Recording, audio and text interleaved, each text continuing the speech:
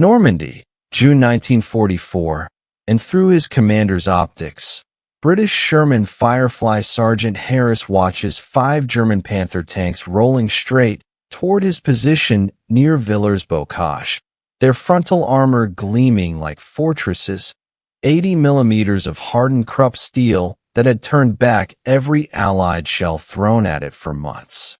Standard rounds just bounced off like thrown stones, but Harris isn't loading standard rounds today. The breech slams shut with that familiar metallic clang. The 17-pounder gun roars back in recoil, and inside that lead Panther, the German crew never even sees it coming. A tungsten core no thicker than a man's wrist has already punched clean through their armor before the aluminum pedals from the sabot even hit the ground behind Harris's tank. The penetrator disintegrates inside the fighting compartment in a storm of white-hot fragments. The crew killed instantly, the tank a burning wreck in seconds. Harris traverses right, already lining up the second target. Because here's what those German tank commanders don't understand yet. This isn't about having a bigger gun. It's about what happens in the first 30 feet after that gun fires. A lightweight aluminum carrier splits apart into 4 petals and falls away, leaving only that impossibly dense, impossibly fast tungsten dart screaming downrange at speeds that physics says shouldn't be possible. The second Panther explodes, then the third, the fourth, the fifth, 5 rounds and 5 kills, all from ranges where the Panther's own 75mm gun should have been dominating the battlefield. Think about what that means for a second, because the Tiger I had absolutely terrorized Allied tank crews since 1942. Its 100mm frontal plate just laughing at the 75mm Sherman guns that most Allied tankers were stuck with. The King Tiger mounted 185mm up front, basically an untouchable fortress on tracks, and German tank aces like Michael Wittmann had built absolutely legendary kill ratios, 15-1, sometimes even higher, knowing that Allied tankers simply couldn't penetrate them head-on no matter what they tried. Then Britain fields ammunition that by all rights should have been impossible. Not a bigger gun, not a heavier tank, just this brilliantly simple mechanism, a discarding carrier that lets a small, incredibly hard projectile fly faster than anything the Wehrmacht had calculated for in their armor designs. The Germans called them flaming onions after watching those sabots tumbling through the air after separation, but they should have been absolutely terrified of what came after them. By early 1943, British intelligence was facing what can only be called a mathematical crisis, because photo reconnaissance over the Henschel Panzer factories was showing Tiger I production exceeding every projection they'd made. Not dozens of tanks, but hundreds, and then reports from North Africa started confirming Panther development. A 45-ton medium tank with frontal armor sloped at 55 degrees, which made it effectively 140mm thick. The industrial calculus was absolutely terrifying because Germany was outpacing Allied anti-tank capability in every measurable way. At the Lulworth firing ranges down in Dorset, British ordnance officers were conducting these brutal tests that kept giving them the same nightmare results. The standard 75mm Sherman gun firing at captured German armor from 500 yards. Bounce, bounce, bounce, every single time. The 6-pounder anti-tank gun, which was Britain's primary infantry weapon at that point, scored direct hits at 200 yards against Tiger frontal armor and achieved exactly 0 penetrations, even at point-blank range. Conventional ammunition just couldn't reliably defeat 100mm of face-hardened steel no matter what angle you tried. The strategic implications were absolutely existential because Operation Overlord demanded landing 156,000 Allied troops on hostile beaches and then pushing inland through bocage country, which is basically perfect tank ambush terrain, all those hedgerows and narrow lanes. Intelligence was estimating German armored reserves at 1,400 tanks in France, including multiple Tiger and Panther battalions positioned exactly where they'd do the most damage. If British Shermans couldn't penetrate German heavies frontally, every single engagement became this asymmetric slaughter where the math just didn't work out in the Allies' favor. Tank crews knew the terrible calculus by heart. A Tiger could kill a Sherman at 2,000 yards, comfortable standoff range, but a Sherman needed to close to 200 yards through completely open killing ground to have any chance at all against Tiger frontal armor, and the survival odds in that scenario were absolutely catastrophic. But Velocity offered this elegant solution that changed everything. Because steel armor-piercing rounds shattered above 850 meters per second, the material structure simply couldn't withstand the impact stress at higher velocities. It was a hard physical limit. Tungsten carbide, though, that's twice steel's density and far harder on the Mohs scale, and it could survive impacts at 1,200 meters per second without fracturing into useless fragments. The problem was that a full-caliber tungsten round would be way too heavy. The propellant charge couldn't accelerate it fast enough within existing gun barrels without requiring completely new weapons that would take years to develop and field. The answer came from two engineers at the UK Armaments Research Department, L. Permeter and S. Kopic, who'd been working since 1941 on this conceptually simple but revolutionary mechanism. Wrap a small tungsten penetrator in a lightweight carrier. Use the full barrel diameter to maximize propellant pressure behind it.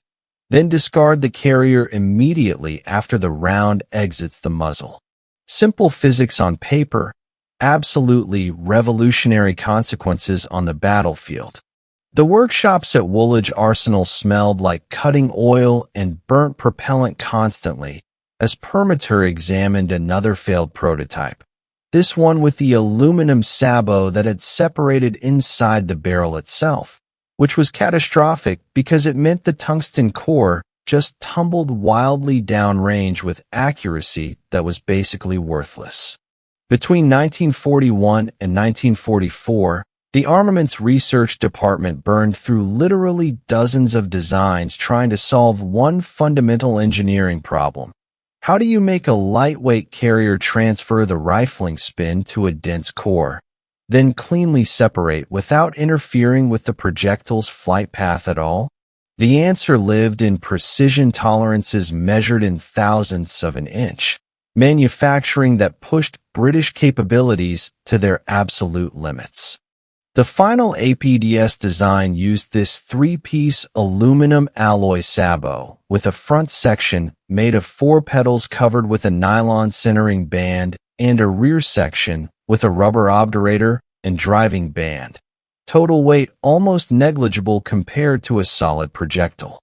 The tungsten carbide penetrator sitting inside measured only 37 millimeters in diameter for the 76.2 millimeter 17-pounder gun, less than half the bore diameter. Under acceleration, the physics took over in this beautiful way. When the propellant ignited, setback forces exceeded 100,000 Gs, absolutely crushing force, and the lightweight sabot pressed hard against the rifling, spinning the entire assembly up to speed. Simultaneously, an uneven base on the tungsten core locked into the soft aluminum pot through sheer friction under that acceleration. No mechanical connection needed. The sabot just transferred spin to the penetrator through pure physics. Muzzle exit velocity hit 1,240 meters per second, faster than anything firing from tank guns at that point in the war. About 30 feet beyond the barrel, centrifugal force just tore those forward pedals loose, and aerodynamic drag stripped away the base pot. Total separation time about 0.003 of a second. What remained was this tungsten dart spinning at 3,000 revolutions per second, maintaining velocity across 1,000 yards that would have pulverized conventional steel projectiles through atmospheric friction alone. Testing revealed one critical flaw, though: the 17-pounder's muzzle brake, which was necessary for managing recoil so the gun didn't tear itself apart, had apertures that were too small for clean sabot separation. Sometimes those petals would strike the brake ports and deflect the core off target, which meant accuracy dropped to only about 60% beyond 500 yards, not acceptable for combat. The solution was actually pretty straightforward: bore those apertures wider by just 2 millimeters. But that meant teams of engineers had to visit every single 17-pounder gun position across Britain during May 1944, modifying muzzle brakes with precision drilling equipment in the field. Factory-fresh guns coming off production lines got the modification immediately. By D-Day, the weapon system was finally ready, but the question everyone was asking was whether enough ammunition could reach Normandy in time to make any difference. The first APDS rounds finally reached British tank regiments in late June 1944, about 3 weeks after D-Day, and most Firefly crews received exactly 6 rounds per tank. That's it, 6 magic bullets. Trooper McKillop, gunner for Sergeant Harris's Firefly, had never seen ammunition that looked like this before. The projectile looked completely wrong for the 76.2 millimeter breech. Way too small, wrapped in this bizarre aluminum jacket that honestly resembled a flower pot more than military ordnance. The loader's handbook was absolutely explicit about usage: APDS for use against heavy armor only. Accuracy severely degraded beyond 500 yards. Don't waste these rounds on anything you can kill with conventional shells. June 14th, Villers-Bocage. This is where theory became reality. 5 Panthers advancing through the wheat fields. Range about 800 meters. Not ideal, but workable. Harris's radio crackles with traffic, all call signs. German armor moving north. And he doesn't even wait for complete coordinates before making his decision. APDS loaded. He calls out, Panther at 800, and the sight picture through McKillop's optics is absolutely perfect, textbook targeting solution. McKillop squeezes that trigger and the gun just vomits flame. A muzzle blast so violent it actually ignites the hedgerow directly in front of their Sherman, branches catching fire instantly. Through all that smoke and fire, Harris watches the effect downrange, and it's exactly what the engineering promised. The lead Panther's frontal armor, 80 millimeters of sloped Krupp steel, just opens up like someone took a can opener to it. Internal explosion, turret blown 15 feet clear off the hull, crew killed instantly by that tungsten core fragmenting inside the fighting compartment like a dozen grenades going off at once. The other Panthers immediately slew sideways, commanders screaming into radios about some kind of new British weapon achieving impossible penetrations, orders to withdraw immediately, but it's already too late for them. 5 rounds, 5 kills, Harris relocating his Firefly between each shot because doctrine absolutely demanded it. That massive muzzle flash revealed Firefly positions instantly to any German gunners scanning for threats. But APDS had given British tankers something they'd never possessed before: the ability to engage German heavies frontally at actual combat ranges and win those engagements. The psychological impact rippled through both armies in ways that pure statistics can't really capture. British tank crews who'd spent months learning to flee from tigers were suddenly hunting them instead, actively seeking engagement. German panzer commanders who'd grown accustomed to practical invincibility now faced opponents who could kill them at 1,000 yards, ranges where they'd previously held absolute superiority and dictated every engagement. After-action reports from SS Panzer divisions noted with genuine alarm that British tanks were now equipped with unknown high-velocity ammunition achieving frontal penetrations on Panthers, which should have been impossible, but APDS definitely had its limitations, and crews learned them fast. Beyond 500 yards, accuracy just collapsed completely. That small tungsten penetrator would kick up almost no visible dirt if it missed, making it basically impossible to spot fall of shot and correct your aim like you could with conventional rounds. Even worse, supplies remained critically limited throughout the campaign. Most Fireflies carried only 5 or 6 APDS rounds versus 70-plus conventional shells in their combat load, which meant every single shot absolutely had to count. By August 1944, German armor doctrine was literally rewriting itself in blood as Panzer Division intelligence officers compiled these grim statistics that told a story no one in the Wehrmacht wanted to hear. Before June, Tiger and Panther frontal penetrations by Allied tanks, virtually zero across the entire theater. After APDS introduction, 17 confirmed frontal kills in just 3 weeks, and that number kept climbing. The fundamental mathematics of armored warfare had shifted under their feet, and Wehrmacht tactical manuals issued emergency revisions. British Sherman variants armed with unknown heavy anti-tank gun. Frontal engagement not advised. Recommend flank attacks only. Not advised.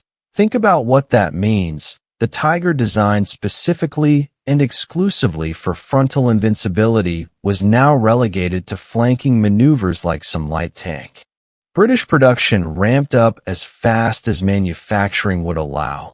Factories in Birmingham and Woolwich Arsenal increased APDS manufacturing from 2,000 rounds per month in June to 15,000 by September 1944, but tungsten carbide remained desperately scarce. Most supplies came from Portuguese mines with severely limited output, and every single APDS round competed directly with tungsten needed for machine tools, armor-piercing bombs for aircraft, and dozens of other critical war materials.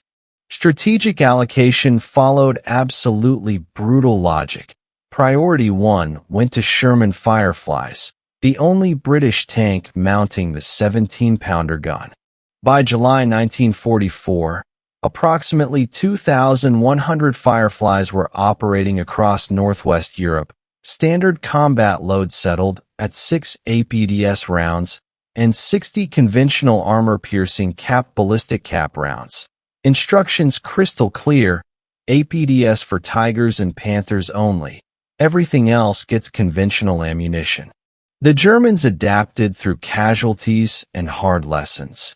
SS Obersturmführer Michael Wittmann, the Wehrmacht's most decorated tank ace with 138 confirmed kills, altered his tactics completely after reports about this new ammunition started filtering through. No more frontal assaults relying on armor superiority.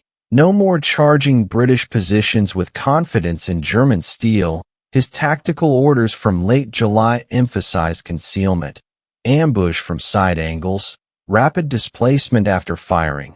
All the things that Tigers shouldn't have needed to do.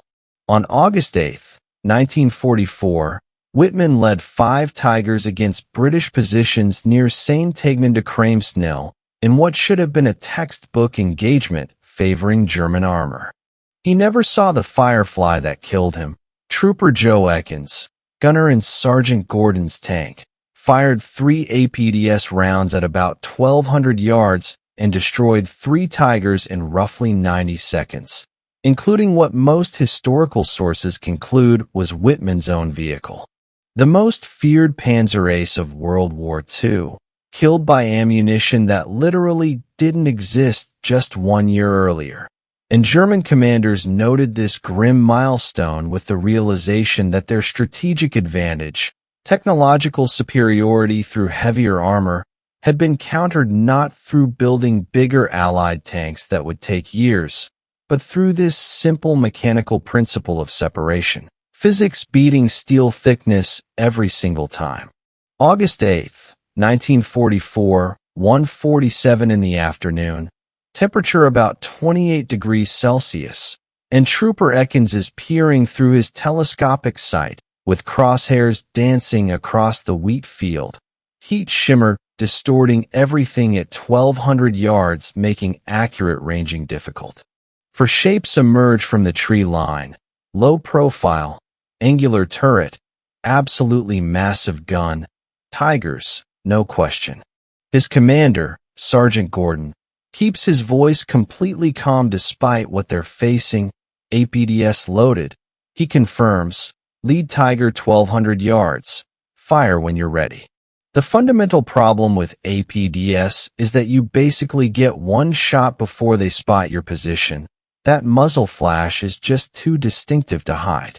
The Firefly sits hull down behind a hedgerow with only the gun showing. Ekins places his crosshairs on that lead tiger's frontal plate, 100 millimeters of hardened steel that should be impenetrable. But the tungsten core doesn't really care about thickness. Only angle matters for penetration physics. The tiger's advancing almost directly toward his position, basically perfect geometry for maximum penetration. He squeezes the trigger and the entire world just explodes around him. Muzzle blast slapping his face even through the gun's sight. The hedgerow in front erupting into flame instantly. Dust and propellant smoke blinding absolutely everything. Ekins can't see the fall of shot at all. APDS penetrators leave almost no visible trace if they miss. He's completely relying on Commander Gordon, who's got his head out of the turret with binoculars up despite the very real sniper risk. Hit, Gordon calls down. He's burning, and sure enough, that tiger slews sideways with smoke pouring from the engine deck. Internal ammunition detonation sending a bright orange flash through the driver's vision port, about 3 seconds from impact to catastrophic kill. But those other 3 tigers have definitely seen their muzzle flash now, and their turrets are traversing. 88mm guns elevating, range 1,200 yards, which is well within their killing envelope. A single hit from a Tiger's 88, especially the long-barreled WWII-36, will punch straight through the Firefly's 50mm frontal armor like it's made of cardboard. Loading APDS. His loader's hands are just a blur, 7 seconds to load under combat conditions, which feels like an absolute eternity when tigers are aiming at you. The breech slams shut again, and Ekins is already tracking the second tiger, crosshairs centered on the turret ring, which is a structural weakness. Only about 80mm there. Up, he calls, firing, and that second tungsten dart flies down range faster than sound itself. Impact, penetration confirmed. The Tiger's turret actually lifts about 3 inches off its ring from internal pressure, then settles back at this crazy angle, mobility kill at minimum, crew bailing out through hatches, and some of them are already burning from the internal fire. The third Tiger fires, and that 88mm round just cracks past their turret, missing by maybe inches, that supersonic crack sound that every tanker learns to fear. Ekins doesn't flinch though, can't afford to. Not now. Third target acquired. 1 APDS round left in the combat load. The physics of APDS penetration operates on principles that most tankers never learned in training and honestly didn't need to understand. When a conventional armor-piercing round strikes a steel plate, penetration depends on projectile diameter, velocity, and material hardness in this pretty straightforward relationship. But beyond about 850 meters per second, steel projectiles just shatter on impact because the crystalline structure simply cannot absorb shock loading that fast. It's a hard physical limit regardless of how you design the round. Tungsten carbide changed everything about these calculations. hardness rating of 9 on the Mohs scale versus about 4.5 for hardened steel, density of 15.6 grams per cubic centimeter versus 7.85 for steel, an impact tolerance that survives velocities exceeding 1,200 meters per second without fracturing into useless fragments. The 17-pounder APDS round used a 37mm tungsten core weighing about 3.5 kilograms encased in that aluminum sabot, bringing total pre-separation weight to roughly 7.7 kilograms. The ballistics became genuinely counterintuitive because that lightweight sabot accelerated way faster through the barrel than any full-caliber round could. Peak acceleration hitting 100,000 Gs. Muzzle velocity of 1,204 meters per second. But here's where it gets interesting. After sabot separation, that tungsten core maintained velocity incredibly efficiently across range. Sectional density advantages meant much lower drag coefficient compared to conventional projectiles, so at 1,000 yards, the APDS core was still traveling at about 1,090 meters per second, barely any velocity loss. Penetration mechanics at these speeds involve what's called hydrodynamic flow at impact velocities above 1,000 meters per second. Both the projectile and the target start behaving like fluids rather than solids. The tungsten core doesn't dig through armor the way you'd imagine. It actually flows through in this semi-liquid state, displacing steel molecules sideways. Absolutely wild physics. Penetration depth correlates directly with projectile length and density, which means the APDS core, despite being only 37 millimeters in diameter, could defeat 256 millimeters of rolled homogeneous armor at 500 meters, more than twice its own diameter. Different sources show contradictory penetration data because testing methodologies varied. The Bovington Tank Museum documentation states 187 millimeters penetration at 500 yards against armor angled at 30 degrees.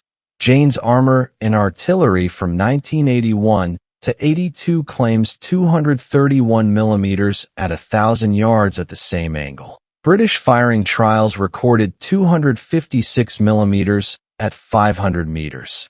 These discrepancies likely reflect different armor types being tested, face-hardened versus rolled homogeneous steel, and measurement methodology variations between different test facilities.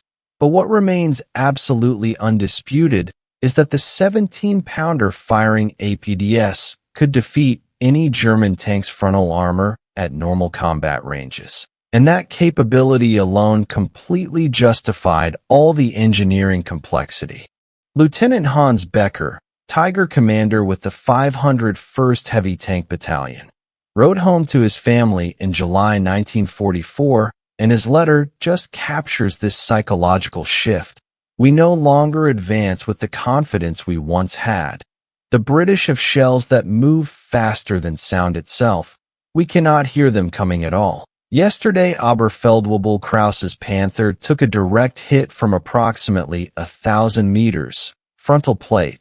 The round went completely through both sides of the tank, Krause and his loader died instantly. The others, I will not describe what we found inside that vehicle. The psychological toll was cutting both ways though, because British tankers, conditioned by literally 2 years of Tiger terror, really struggled to internalize their new capability. Trooper Bill Close from the 3rd Royal Tank Regiment recalled years later that they'd been taught for so long that Tigers were absolutely invincible from the front. You flanked them or you died. Those were your only 2 options. Then suddenly they give us 6 magic bullets and just say these work frontally. Half the lads in our squadron didn't actually believe it would work until we saw it happen in Normandy.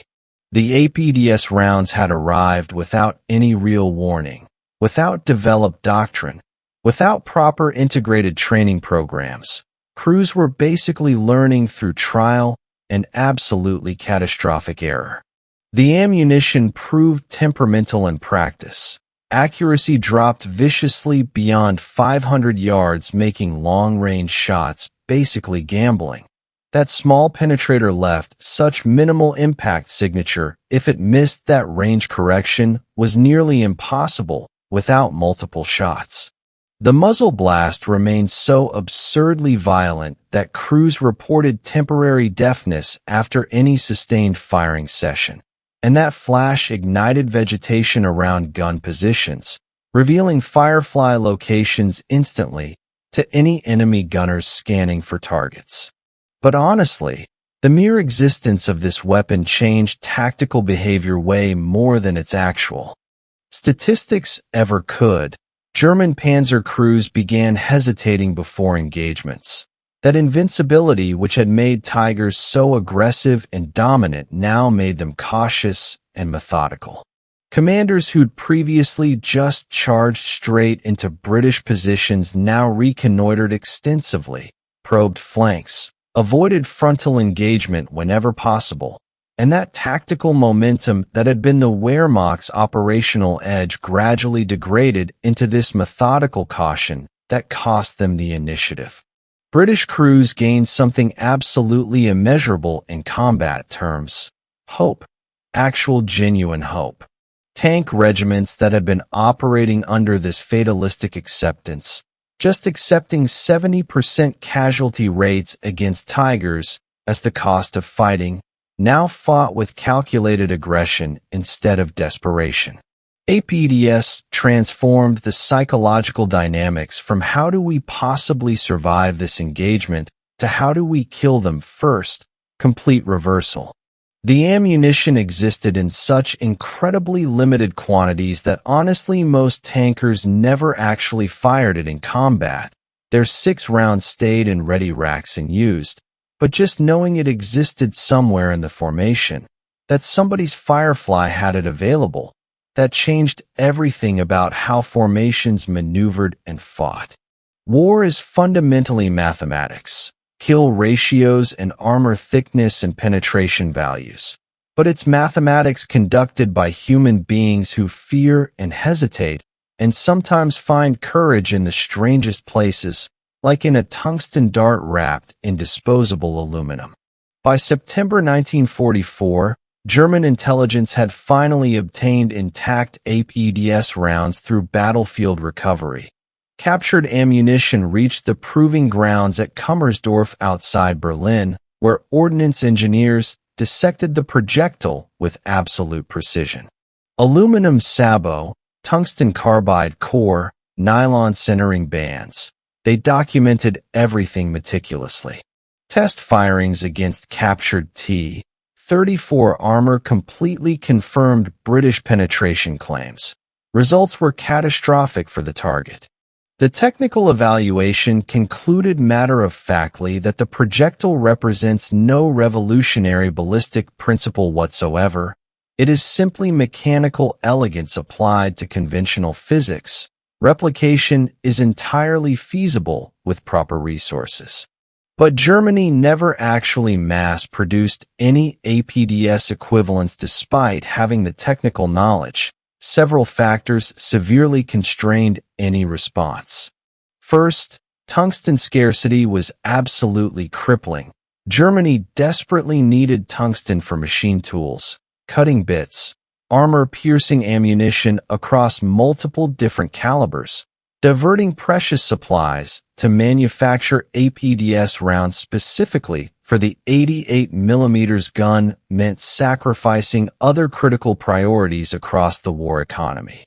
Second, Soviet T-34 sloped armor actually resisted APDS penetration better than vertical plates because tungsten cores tended to shatter on extreme angles, and German doctrines still prioritized the Eastern Front, where APDS offered much fewer tactical advantages against that specific threat. Third, by September 1944, Germany's industrial capacity was actively collapsing under sustained Allied strategic bombing. Practical countermeasures had to focus on tactics rather than technology, because the factories simply couldn't support new ammunition types. Panzer divisions received updated tactical guidance pretty quickly. Engage British Fireflies first, identified by their distinctively longer barrel with that characteristic muzzle brake counterweight. Doctrine emphasized avoiding frontal engagement entirely when possible, maximizing standoff range beyond 1,500 meters where APDS accuracy degraded into uselessness, and targeting Fireflies with concentrated fire from multiple directions simultaneously to overwhelm them. Some German units tried improvising armor solutions in the field. Photographs from late 1944 show Tigers with spare track links welded directly onto frontal plates, adding another 30 millimeters of steel. Testing showed this actually defeated some APDS penetrations, though the added weight put enormous strain on already notoriously unreliable transmissions that barely handled the base tank weight. Other crews just hung shirts and side skirts at angles specifically designed to trigger premature sabot separation. Pretty limited effectiveness, honestly, but psychologically comforting to the crews. The Soviets, meanwhile, captured British APDS rounds at Normandy through intelligence sharing agreements, and Soviet metallurgists had reverse-engineered the tungsten core composition by late 1944, but the Red Army faced exactly the same tungsten supply constraints as everyone else and prioritized different ammunition types for their operational needs. Soviet APDS development wouldn't actually materialize until well after the war. Informed by both captured British designs and German research they seized in 1945. The simplest counter to APDS remained exactly what it had always been throughout history. Just don't get hit frontally, maneuver, and survive. The Tiger's legendary invincibility died not from better Allied tanks with thicker armor, but from 3.5 kilograms of tungsten carbide wrapped in disposable aluminum. Physics over steel. APDS ammunition arrived way too late to actually change Britain's overall tank production strategy in any meaningful way. By the time APDS reached adequate supply levels in October 1944, British designers had already committed completely to the Centurion tank program, a much heavier vehicle with 76 millimeters of frontal armor designed to match German heavies through pure steel thickness rather than ammunition innovation. The Centurion wouldn't actually see any combat until after VE Day, when the war in Europe had already ended. APDS had elegantly solved the exact problem it was designed for, allowing lighter Allied tanks to defeat German armor superiority through velocity and material science rather than mass and steel thickness. But the solution came about 6 months after D-Day, late enough that thousands of Allied tankers died in Shermans that simply couldn't penetrate Panthers frontally no matter what they did, but early enough that those who survived the initial Normandy fighting finally had a genuine fighting chance. The ammunition's post-war influence proved way more historically significant than its actual wartime impact ever was. Modern tank guns. The American M256, British L30, German Rheinmetall 120 mm. They all fired direct descendants of those wartime APDS principles. Modern APFSDS ammunition, armor-piercing fin-stabilized discarding sabot rounds, uses fin stabilization instead of spin stabilization, achieving muzzle velocities exceeding 1,700 meters per second. But the core concept remains completely unchanged from Permeter and Kopek's development work between 1941 and 1944, wrapping a dense penetrator in a disposable carrier that falls away after muzzle exit. The Sherman Firefly, armed with that 17-pounder and APDS ammunition, represented late-war British tank design philosophy perfectly. Maximize what you actually have available right now rather than waiting for what you wish you had someday in the future. Approximately 2,100 Fireflies served across northwest Europe throughout the campaign. Combined with Toad's 17-pounder anti-tank guns, they engaged German armor at previously impossible ranges and changed the tactical calculus completely. Statistics show that Fireflies achieved absolutely disproportionate kill ratios considering their numbers, representing only about 20% of total British tank strength, but they accounted for over 50% of German tank kills in the Normandy campaign. That tungsten dart punching through at 3,950 feet per second proved something fundamental about warfare, that ingenuity applied with precision under absolutely desperate circumstances could defeat superior enemy technology. And sometimes the simplest solution, a mechanism that just separates and falls away after 30 feet, sometimes that changes absolutely everything.